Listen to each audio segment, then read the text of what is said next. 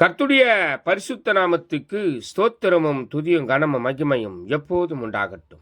இந்த நல்ல நாளை காண செய்த தேவாதி தேவனுக்கு கொடான கோடி ஸ்தோத்திரம். கர்த்தரின் மகிமை ஆத்தும ஆதாயம் சுவிசேஷ ஊழியத்தின் சார்பாக இன்றைய நாளுக்கான சில நிமிட தேவ செய்தி கேளுங்கள். இனி காலம் செல்லாது, இனி காலம் செல்லாது, இனி காலம் செல்லாது. என் ஆண்டவராக இயேசு கிறிஸ்து வரப்போகிறார். ஆயத்தமாயிருங்கள், எப்போதும் ஆயத்தமாயிருங்கள். அநேகரை ஆயத்தப்படுத்துங்கள். ஆண்டவர் பக்கமாய் திருப்புங்கள். பக்கத்துணையாய் உங்கள் பக்கத்திலேயே கர்த்தர் நல்ல காரியங்களை செய்து முடிப்பார். விசேஷமாக ஆதியாகமம் 15ஆம் அதிகாரம் 1ஆம் வசனம்.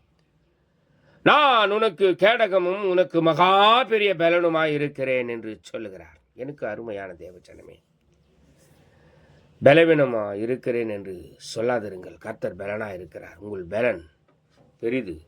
பலவீனனும் தன்னை பலவான் என்று சொல்வானாக. சொல்லுங்க, நான்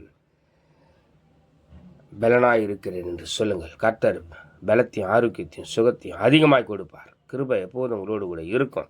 மகிமை ஆளுகை செய்யும். உங்களுக்கு முன்பாக மகா பெரியவர் கேடகம் வைத்துக் கொண்டு இருக்கிறார். எல்லாவற்றையும் தடுத்து நிறுத்த அவர் ஆயத்தமாக இருக்கிறார். கவலைப்படாதிருங்கள், கலங்காதிருங்கள். கர்த்தருடைய மகிமை உங்களை பின்தொடரும். இந்த நாள் முழுவதும் கர்த்தருடைய மகிமை உங்கள் ஆளுகை செய்யும். தேவ கிருபை மகிமை ஆளுகை உங்களோடு கூட இருக்கும். God bless you. God bless you. கர்த்தருடைய மகிமை உங்களை பின்தொடரும். ஆமென், ஆமென்.